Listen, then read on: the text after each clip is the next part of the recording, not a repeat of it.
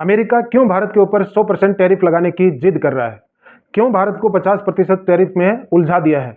क्यों कोशिश कर रहा है अमेरिका कि नाटो कंट्री हैं वो टैरिफ लगा दे? क्यों उनकी जिद है कि G7 कंट्री हैं वो भारत के ऊपर टैरिफ लगा दे? तमाम तरह की जो न्यूज़ है या खबरें हैं, सिलसिलेवार तरीके से हम उनका विश्लेषण करेंगे। और डोनाल्ड ट्रंप हैं वो बहुत ही गंभीर जियोपॉलिटिकल सिचुएशन में फंस गए हैं, उसका हम आज डिस्कशन करेंगे। तो पहले आइए हम उसका जान लेते हैं कि डोनाल्ड ट्रंप क्यों चाहते हैं कि भारत के ऊपर टैरिफ लगे। हालांकि कल उन्होंने एक इंटरव्यू में ये जाहिर किया है कि जो भारत के ऊपर जो टैरिफ लगा है वो बहुत मुश्किल था, इतना आसान नहीं था कि भारत पर 50% जो टैरिफ है वो लगा दिया है और उसको इम्प्लीमेंटेशन में लाना है। तो क्या ऐसी जिद आई, क्या प्रॉब्लम आई? क्योंकि जो रशिया और यूक्रेन युद्ध है उसका कमिटमेंट उन्होंने चुनाव से पहले कर लिया और अपने घरेलू जो ऑडियंस हैं, डोमेस्टिक ऑडियंस जो उसके फॉलोअर हैं, वो खुश नहीं हो रहे हैं कि आपने तो बहुत बड़ी बड़ी बातें करी थी पब्लिक मीटिंग में और ऐसे शगुफे छोड़े थे कि 5 मिनट में, 10 मिनट में, 1 वीक में, 1 महीने में आते ही उस वॉर को रुकवा देंगे। अब वो रुक नहीं रही है। वैसे डिंगे मारते हैं कि वो हर महीने एक वॉर रुकवाते हैं, लेकिन दुनिया तो इस चीज़ से परख रही है डोनाल्ड ट्रंप को कि रशिया और यूक्रेन युद्ध क्यों नहीं रुक रहा है। अब उसके लिए उन्होंने नए नए पैतरे हैं वो लगाने शुरू किए। पहले उन्होंने फ़ोन करना शुरू किया व्लादिमीर पुतिन को, वो उठाने नहीं, उनका फ़ोन नहीं उठाते हैं। जेलेंस्की को धमकाया, वो बात भी नहीं बनी उनकी। जब कल बता रहे हैं कि जब जेलेंस्की खुश थे तब व्लादिमीर पुतिन खुश नहीं थे, और जब पुतिन राजी थे वॉर रोकने के लिए तब जेलेंस्की नहीं है। तो ये विचित्र स्थिति में डोनाल्ड ट्रंप हैं वो फंस गए हैं। अब वो चाहते हैं कि भारत के जरिए जो मीटिंग करवाई थी 50% टैरिफ लगा के अलास्का में, जो पुतिन और ट्रंप की जो मीटिंग हुई थी, वैसे ही गेम प्ले करके अभी भारत पर 100% करूंगा तो फिर रशिया है वो झुकेगा और युद्ध बंद कर देगा। अजीब स्थिति, अजीब तरह का विदेश नीति और प्लानिंग। भारत को क्या सिरदर्द पड़ा है कि वो उसको युद्ध रुकवाए आगे बढ़ करके? हालांकि भारत रुकवा सकता है, उसके पास विश्व शांति का ऐसा प्लान और उद्देश्य है, रुकवा सकता है, लेकिन नोबेल प्राइज चाहिए ट्रंप को। अब उनसे 100% टैरिफ लग नहीं रहा क्योंकि अमेरिका में हाहाकार मच जाएगा चाइना को, और 100% लगाते ही लोग विरोध करेंगे कि चाइना के ऊपर भी लगाओ, और चाइना पर यदि वो टैरिफ और बढ़ाते हैं तो अमेरिका और यूरोप मुश्किल में पड़ जाएंगे। इसलिए डोनाल्ड ट्रंप बहुत ही स्मार्टली प्ले कर रहे हैं और अपने पाले की गेंद है वो अब डाल रहे हैं, शिफ्ट कर रहे हैं नाटो कंट्रीज में और G7 कंट्रीज में। अब उन्होंने नए तरीके से बोलना शुरू किया है कि G7 कंट्री को भारत के ऊपर 100% टैरिफ लगाना चाहिए, भारत और चीन के ऊपर। यह कैसी स्थिति है? नाटो कंट्री जो सेकेंड वर्ल्ड वॉर के बाद में कुछ ऐसे देश जो अमेरिकन विचारधारा के थे तो वो अमेरिका की तरफ झुके, और जो रशियन विचारधारा के थे वो उधर चले गए। तो जो अमेरिका की तरफ थे वो धीरे धीरे, इसलिए कि सेकेंड वर्ल्ड वॉर के बाद में यदि रशिया और दूसरे कंट्री उन देशों के ऊपर कोई हमला करता है तो अमेरिका उनकी रक्षा करेगा, या फिर जो संगठित देश हैं नाटो के, जो अब तक 32 कंट्री हो चुके हैं, वो एक साथ उस देश पर हमला करेंगे।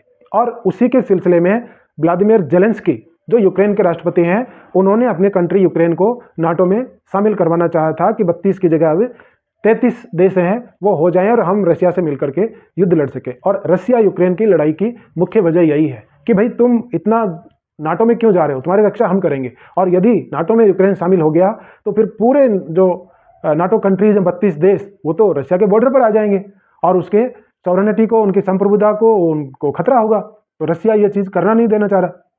यही प्रॉब्लम जेलेंस्की को ये चुल मची है कि मैं उधर चला जाऊंगा तो अर्थव्यवस्था की सपोर्ट मिलेगी, रक्षा की सपोर्ट मिलेगी, मिलिट्री इक्विपमेंट्स मिलेंगे, अमेरिका का साथ मिलेगा और तमाम तरह की चीज़ें फ्री का सब कुछ मिलेगा।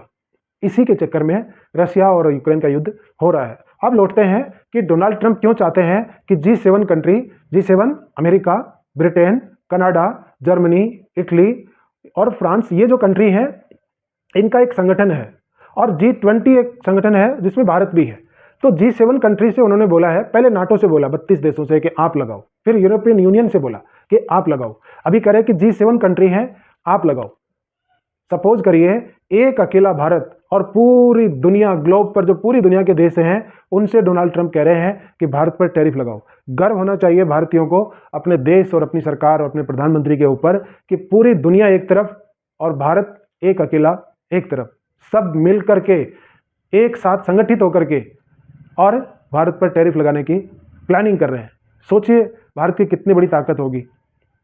ये उभरते हुए भारत को दबाने का एक प्रयास है जो शायद मुमकिन नहीं हो पाएगा, क्योंकि जो G7 कंट्री हैं उनकी पूरी डिपेंडेंसी ही भारत और चीन के ऊपर है, क्योंकि उनके यहाँ कुछ खुद प्रोडक्शन का कुछ नहीं है।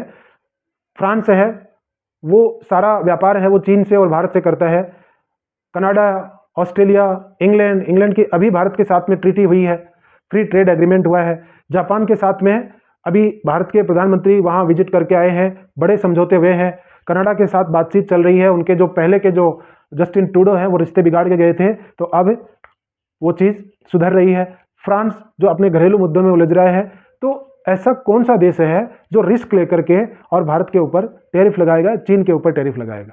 यानी सीधे सीधे ट्रंप अपने पाले की गेंद और नाटो कंट्री और G7 कंट्री के पाले में डालना चाह रहे हैं। अभी जब टैरिफ लगाया था और रसिया ने वॉर रोकना बंद नहीं किया था, तब सारे यूरोपियन यूनियन के लीडर हैं वो भाग करके और ट्रंप के पास गए थे कि बड़े अंकल आप लगाओ, आप कर सकते हो। उनको चढ़ा दिया और वो इमोशनल और वर्ल्ड लीडर बनने के लिए और दुनिया का नोबेल पुरस्कार जीतने के लिए वो चढ़ गए और उन्होंने पहले चीन पर लगाया, ब्राज़ील पर लगाया और फिर अभी भारत पर लगाया, और धीरे धीरे करते करते उनका उत्साह बढ़ता चला गया। यूरोपियन यूनियन और नाटो कंट्रीज और G7 कंट्रीज ने उनको सिरे से खारिज कर दिया कि इस भाई से कुछ ना हो पाएगा, क्योंकि भारत मानने वाला नहीं है।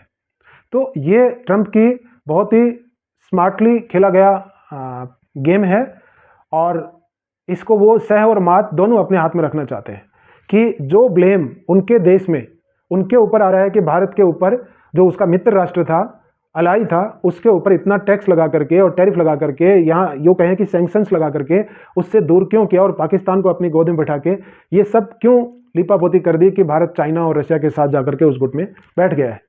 तो इस सब से बाहर निकलने के लिए धीरे धीरे वो ट्वीट कर रहे हैं कि मोदी माई बेस्ट फ्रेंड और आई लव इंडिया, ये कर देंगे वो कर देंगे। दूसरी तरफ भारतीयों को हो सकता है कि ये कैसा पागल आदमी है कि एक तरफ वो भारत को अच्छा बता रहा है और प्रधानमंत्री मोदी से उसकी दोस्ती बता रहा है, और दूसरी तरफ वो यूरोपियन यूनियन और G7 कंट्रीज को बोल रहा है कि भारत पर 100% टैरिफ लगाओ। उसको मालूम है G7 कंट्री और यूरोपियन यूनियन है वो टैरिफ नहीं बढ़ा सकते हैं या 100% टैरिफ नहीं लगा सकते, इसलिए ही वो अपनी बात को ऊपर रखने के लिए कि मैंने तो 50 लगाया, आप 100 लगाओ और फिर देखते हैं मिलकर के लड़ेंगे। उनकी हिम्मत नहीं है। कल को यूरोपियन यूनियन और G7 कंट्रीज जाकर के अमेरिका को नहीं कह सकते हैं कि आपने कोई प्रयास नहीं किया यूक्रेन और रशिया वॉर रुकवाने के लिए, भारत पर जो टैरिफ लगाना था वो नहीं लगाया।